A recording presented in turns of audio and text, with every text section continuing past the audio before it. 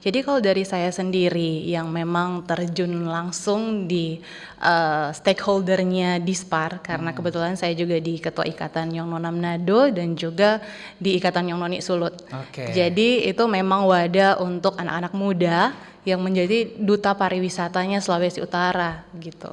Nah, terkumpulnya di situ anak-anak muda yang mereka bukan hanya punya potensi terhadap diri mereka sendiri, tapi bagaimana mereka bisa menyalurkan itu, terutama mereka bisa menjadi duta-duta pariwisata di daerahnya masing-masing dan secara khususnya di Sulawesi Utara.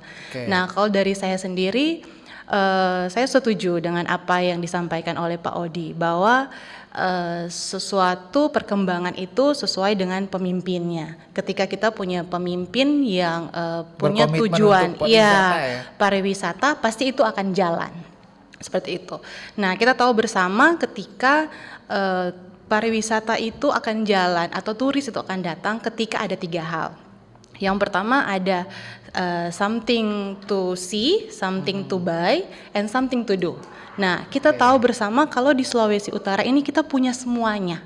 Bukan hanya apa yang kita akan lihat, tetapi mau beli pun ada. Ya. Oleh-olehnya banyak, makanan, oleh-oleh souvenir dan sebagainya. Kemudian mau melakukan apapun di sini boleh. Misalnya mau ke Bunaken, mereka mau diving, mau ke alam, seperti itu semuanya kita tersedia. Dengan segala sesuatu yang komplit di Sulawesi Utara itu menjadikan potensi pariwisata yang luar biasa. Betul. Nah, seperti itu. Nah, kalau berhubungan juga dengan pariwisata, kita setuju juga apa yang disampaikan Pak Odi, infrastrukturnya juga harus mendukung seperti itu. Dan banyak hal yang menjadikan perkembangan pariwisata ini semakin meningkat selain infrastrukturnya, SDM-nya seperti itu, dan juga misalnya wisata yang berbasis ramah lingkungan misalnya.